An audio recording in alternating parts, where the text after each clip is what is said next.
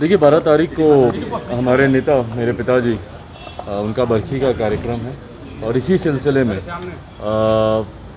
मैं हर एक जगह जाकर व्यक्तिगत तौर पर ये निमंत्रण दे रहा हूँ, क्योंकि हमारे नेता की खूबसूरती ये थी कि उनका व्यवहारिक संबंध और व्यक्तिगत संबंध उनका हर किसी के साथ बहुत मधुर थे, बहुत खूबसूरत रिश्ते थे। तो जितने भी उनके सहयोगी, उनके साथी, उनके समकक्ष जिन्होंने कार्य किया है, हर किसी से व्यक्तिगत तौर पर जाकर मैं उनको आमंत्रित कर रहा हूँ और उम्मीद करता हूँ कि इस कार्यक्रम में हर कोई अपनी उपस्थिति दर्ज कराकर उनको श्रद्धांजलि देना। कार्ड पर आपने सभी का नाम दिया है, उसको लेकर भी तमाम ये उठ रहे थे कि लोग जो आपको जिन लोगों ने छोड़ा आपने उनको भी जगह दी है। देखिए खून का रिश्ता सदैव रहता है।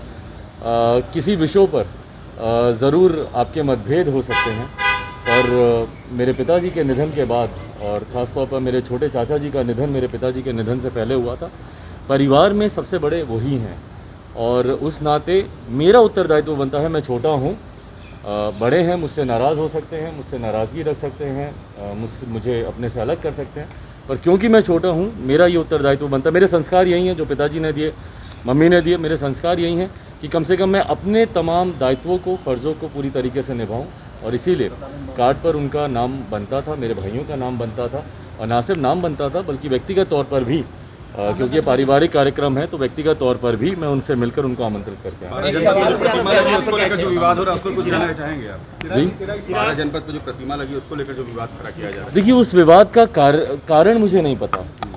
भाई वो मेरे नेता रहे हैं, मेरे पिता हैं, और अगर उनकी प्रतिमा अगर मैं लगा रहा हूँ, कल को तो आप कहेंगे कि भैया आपने उनकी तस्वीर क्यों लगाई अपने घर में, या उसकी तस्वीर पे आप माल्यार्पण क्यों कर रहे हैं उनकी तस्वीर पे। तो ये किस तरीके का विवाद है मेरी समझ के परे है। उनकी प्रतिमा सिर्फ उनके आवास पर ही नहीं बल्कि बिहार के हर ज़िले में लगेगी और आज की तारीख में सरकार की इजाज़त से ही मैं उस आवास पर रह रहा हूँ, इसलिए ये प्रतिमा वहाँ पर है। कल को जहाँ पर भी मैं रहूँगा उनकी प्रतिमा वहाँ पर लगेगी।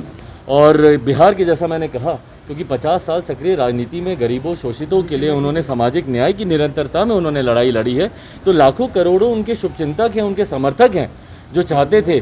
और ये प्रतिमा पर आज विवाद क्यों मेरी समझ के परे है।